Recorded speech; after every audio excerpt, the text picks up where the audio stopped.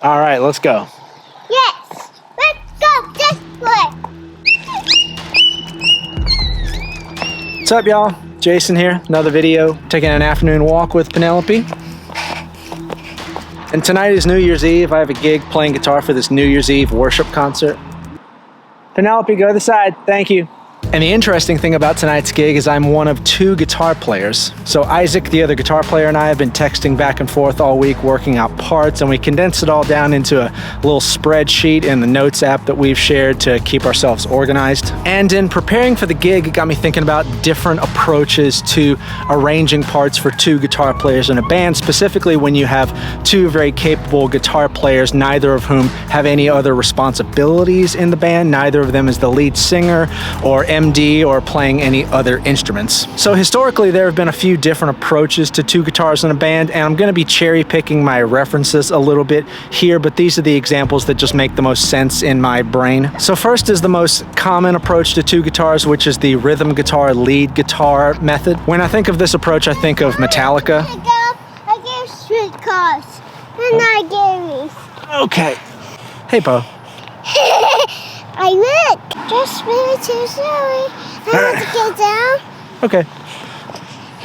So rhythm lead is where you have the lead guitarist who plays a lot of the solos, the out front melodic stuff, and the rhythm guitarist who plays more of the chords, foundational stuff, and so they're considered part of the rhythm section of the band along with the bass and drums. So when you see Metallica play, you see James Hetfield holding down the rhythm guitar pretty much the entire time, and Kirk Hammett is the lead guitarist because he's the one who plays almost all of the solos. And then on the complete opposite end of the spectrum, you have what Keith Richards refers to as the ancient art of weaving. The term is in reference to a joke amongst the Rolling Stones for how they arrange their guitar parts, which is basically just don't play the same thing that the other guy is playing. It's a little bit chaotic and based mostly off of feel and intuition, and sometimes they'll even just swap parts randomly, but it's the sound of those two guitars together playing off of each other that creates a sound that is signature to the Rolling Stones. Another way to think about two guitars in a band is tonally. It reminds me of the Eagles. Had a bit of an unwritten rule where if one was playing a guitar with single coil pickups, the other would play a guitar with humbucker pickups to distinguish the sound of the two guitars. And then in a more modern context, you have a band like the 1975 who, especially on their first two albums, did what I like to call the no rhythm approach, where you have two kind of tonally similar guitars, usually hard panned left and right, playing not really chords and not really lead guitar, but they're playing these distinct riffs that together form a unified idea. You could also think of two guitars in terms of frequency spectrum, like low notes and high notes. For about 3 years, I had a weekly Sunday morning gig playing lead guitar at this traditional Methodist church in their contemporary service. And the other guitar player in that band, his name was Bill, and he was just the most fun guy to be in a band with, but he was not the most technical guitar player. He was just a really rock solid rhythm guitar player who could play a straightforward riff if you needed him to. But over the course of playing together, we worked out this system where he played pretty much everything low on the guitar and I played pretty much everything high on the guitar. So pretty much 99% of the time, everything he played would be below the 5th, maybe 7th fret, and everything I played would be above the 7th fret. So when there wasn't really a lead part to be played, he would play root position chords and I would play those same chords but in higher voicings, which would create this huge wall of sound for the guitars. And speaking of church, tonight is a church gig, and playing guitar on Sunday mornings is a big part of how I make my living as a working musician. And I have to say, for me, playing guitar in a modern church setting is, I think, one of the more musically interesting guitar gigs out there. And this is because of the way contemporary worship music utilizes guitars. It's been trending this way for a few years now that there aren't really traditional rhythm and lead guitar roles. To play guitar in a modern church context, you kind of got to be able to do a little bit of everything. At any given moment on a church gig, I could be playing power chords, fuller root position chords, more complex voicings, clean picking parts, soloing, playing with a dry, clean tone, a massive overdriven sound, something really ambient.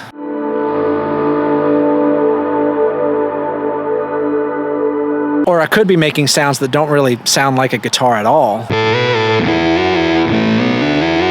And that's actually all by design in the music, whether it was guitar players in popular worship bands getting bored, or that was an intentional choice to get that tonal variety. You have both guitars playing really signature parts that contribute to the personality of the song, to the point where if you were to rearrange the song so you had one guitar player, the good guitar player, playing all of the complex out front lead stuff, and another guitar player doing all of the rhythm guitar stuff, it would actually sound really boring because it'd be super homogeneous. But it's that tonal complexity of two guitar players each putting their fingerprint on a song that gives it its sound. Similar to a great orchestral arrangement where the violins carry the melody in one section and then pass it off to the cellos or the brass or the woodwinds. But anyway, it's getting about that time I need to pack up my gear and get going to the gig.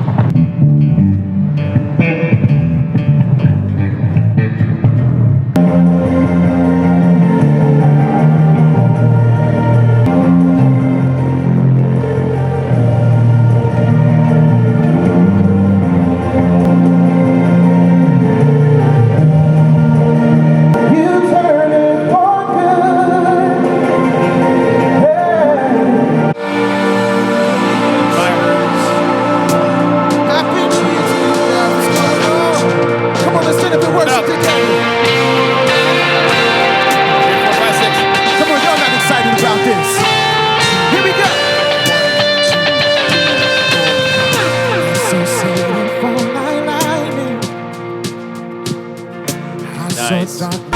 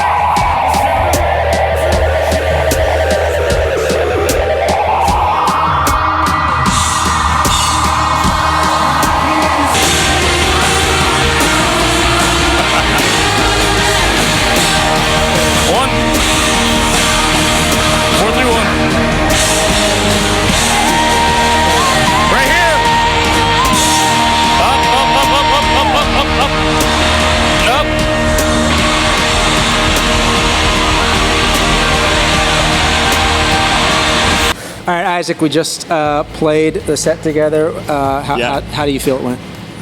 I think it went. I think it went well. It was kind of stressful. Well, we played 15 songs. But then it became. But then it just happened. It just okay, so 2 guitars in the band. What's your mentality when there's 2 guitars? I'm just like, this is gonna suck. There's too many guitars. There's one too many guitars in this band.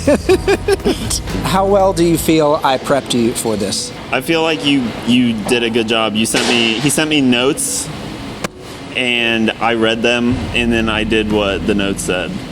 And Most of the time. Yeah, most of the time. But then sometimes I didn't. But that's fine. Yeah. It was a long night. Yeah. We had to have some fun. But I appreciate it because that's the one thing about having 2 guitars is that you have to then like figure out what the other person is doing, what you guys are both gonna do. Yeah. Because when it's just one guitar, you can kind of just do what you want. Yeah, exactly. Yeah. So yeah, just alleviate a lot of confusion. We texted all week and figured out parts. I mean, you were literally sending me ideas for parts like earlier this afternoon. Yeah, that's kind of when I did the majority of my practice. And it reflected in your playing tonight. All right, thanks, buddy. This was the best. This is the best New Year so far. This hurt. So glad to do it with the home You team. ever play so hard you question your technique? Yes. I'm in so much pain right now. Yeah, Happy New Year's. Yeah. First mess up of the New Year's. That's how we like them.